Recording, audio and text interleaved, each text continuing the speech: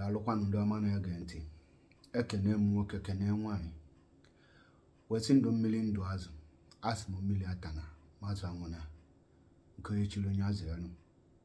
Onye nna na onye n'ụbọchị nke taata bụ MAP eziokwu bụ ndụ 1 and ndị na-ezigala ozi n'ụbọchị nke taata bụ ndị ọhaneze ndị Igbo ya na ndị Igbo political leaders ya na ndị Igbo lawyers ndị gụrụ akwụkwọ mma ihe bụ iwu ngụ maka law n'ala Igbo ya na ndị kpọrọ onwe ha Igbo elite.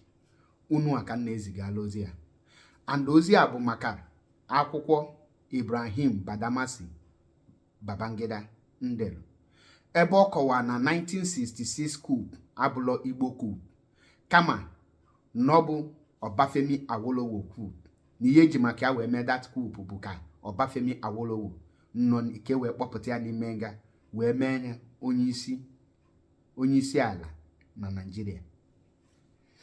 Mana emechezi the federal government with the help of the Northern Caliphate atụgharịa dị okwu niile wee bodozie nọ ndị Igbo dị ihe mee that coup nọrụzie n'elu wee bulu agha butelu ndị Igbo nke elili isi more than 5 million Igbo people Biafrans na that ọgụ. Ojukwu nụrụ a defensive war maka na o prepare onwe for that very war. Not only that, since then ndị Igbo have been passing through a lot of ill treatment, all manner of ill treatment ka ndị Igbo na pass through. Anagụ na yalibia anagụ ndị egbugoro egbu ka na-agụ na enwere ihe dịka the presence of the federal government in n'ala Igbo tata ka ọ na onye Igbo enwere ihe gbasara ya na kitchen cabinet na that very country. Enweghị ka ebe m ga-akwụ wee yali ibie ka ndị nke m ga-ekwu wee yali ibie a lot of pain ka ndị mmegoro anyị wee continue tata. Now mgbe na-ezigalụ ọhaneze ndị Igbo ozi ya na Igbo political leaders ya na ndị kpọrọ onwe ha ndị ọnụ na-elu n'okwu na ndị lawyer nọ n'ala Igbo na ihe a bụ the best time ndị Igbo ga-apụta wee jikọ aka ọnụ wee mee ife afụrụ anya wee gosi that na iwu okenye anala anọ n'ụlọ iwu amụọ n'ọgbụrị. Gịnị ka m na-ekwu? Ihe m na-ekwu wee bụrụ na kịta anụ a ka ndị Igbo ọhaneze ndị Igbo ana m agwa na this is the best time ọhaneze ndị Igbo na ndị niile kpọrọ onwe ha Igbo lawyers ga-apụta wee demand ya a vital thing, the necessary things ha kwesịrị ime, which is number 1, demand ya for the immediate unconditional release of Maazị Nnamdi Okwu Kanu, the leader of indigenous people of Biafra. That should be your number 1 demand, because there is no any need again akajido say there, because ihe tinyela anyị n'ọnọdụ ahụ anyị nọ ya bụ ndị Yoruba and onye Yoruba na achịkịta. Nke a ga-abụ the first demand unu. Second demand ga-abụ immediate date for referendum ka anyị malụ ma anyị nwa bụ ndị Igbo na ndị ọzọ aka ya continue with one Nigeria ka ya agabalụ onwe anyị. Maka gịnị? Na anyị gba nkịtị ọbụla na-ede data akwụkwọ a bụ isi nọ na anyị gba nkịtị ife ka ya eme anyị eme. That is, ị ga-echi anyị eze na anyị a ga-akpa anyị eze. Nke ahụ number 1. Then number 3, ọhaneze ndị Igbo should demand a very deserved compensation. Afọ mebunu de Sahara report na unu demand for 10 trillion. Ihe abụghị ihe unu ga-demand na igbi ọnụ. Ihe a bụ ihe unu ga-esu the federal government na court. Ọ bụrụ ihe unu ga-abịa na Vanguard bịa dee press release ọ bịa mewe press release. Ihe a bụ ihe unu ga-take a good action wee make all this demand should be in court. Ọ bụrụ ihe unu ga-abịa mewe press release. Both the unconditional release of Maazị Nnamdi Kanu, the date for referendum, and the compensation with a public apology to Igbo nation.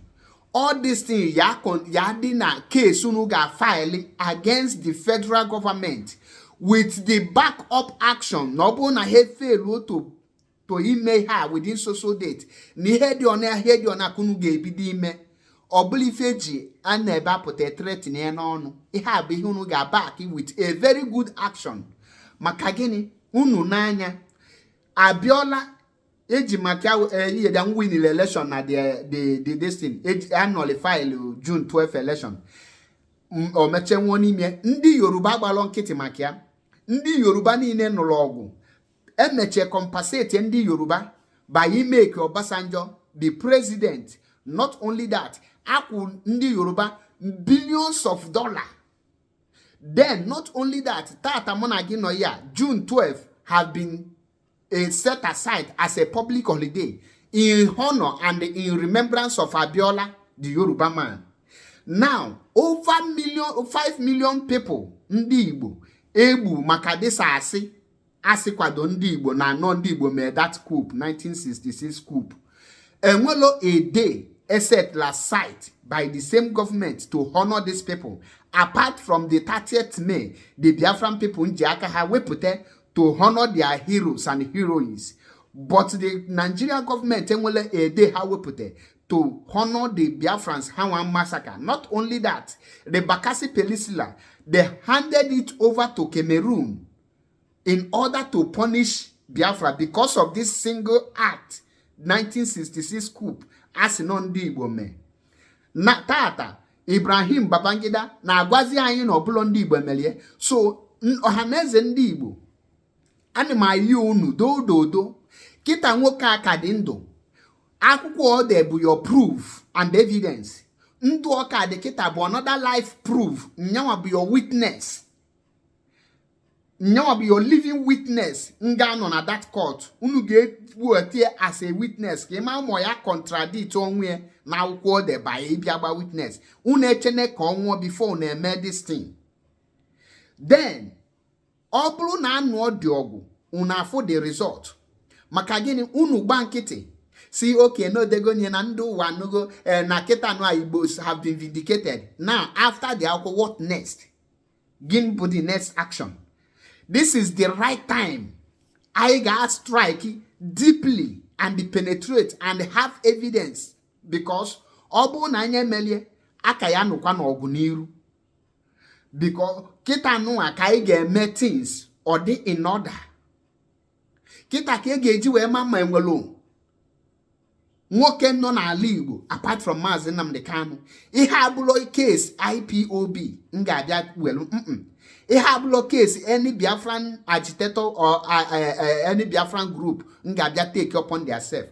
These are case unu akpọrọ onwe unu Ohanaeze ndị Igbo na Igbo political leaders and the Igbo lawyers, Igbo elite need to take upon yourself to fight it the same way the Yoruba people take it upon themselves to fight, and today they get what they want. Obasanjo rule for good 8 years. Tinubu is ruling now, and the June 12 have been set aside in honor and in remembrance of Abiola and many other things like government infrastructure, the federal government infrastructure. Lagos has the highest this thing, international seaport and everything is in Yoruba land. And we're on Kenwe because anala afutandi Igbo can nọ na nso na that country. Obu na anya nulo this ogu now, we will continue to suffer. I gonna perish. So ejimohera we na yondo Ohanaeze ndị Igbo, Igbo political leaders. Ka I make this thing. Iya abuli ya ga de press release. Mo ya ga just no kwoku eme wo or then iya bi ye back up with action upon action upon action. Ekwe na eme nke na ekwe na eme ozugbo. Ekwene ka people like Ohanaeze n'Ugbo deceive because most of the people nọ na ebe ha na launch that akwụkwọ nọlụ dia na akwụ aka. Una na akwụ aka na Babangida na ndị North ji maka naturally nọpụ onye be ha power wee so ndị Igbo akwụ kuna na akwụ aka ka gịnị ka ị na-donate ilu 500 million na that launching of anarchy to ndị Igbo. It is uncalled for. Achọrọ m igbu ọtụtụ oge. Mana achọrọ m ka Ohanaeze ndị Igbo make this demand na court immediately. Sue federal government na court. Your demand should be number 1, immediate release of Mazi Nnamdi Kanu and every other Biafran agitator none at their custody. Number 2, a referendum should be conducted. Kaimalu Mayaka Sona de Nigeria. Kaimale Baeku. That is number 2. Number 3, a well-deserved compensation, not just that 10 trillion. Obununu gave me 100 trillion. It is more better. Then number 4, a public unreserved apology. Then, with ihe ndị ọzọ ndị gụrụ akwụkwọ ga-adịzi n'ime maka na unu ma ndị ga-alọ ga-ama how to tinye ya nụ ọfụma already in order. Ka ime na kita because Ibrahim Babangida with other proofs with evidence. Ya bụ ndị Igbo against the federal government. Ọbụla ndị Igbo against Tinubu. Ọgwụcha ka ọra m n'ọnụ. Aka m bụ nwanne unu nwoke. MAP eziokwu bụ ndụ. 1. Ndewo nke ọma line niile mma.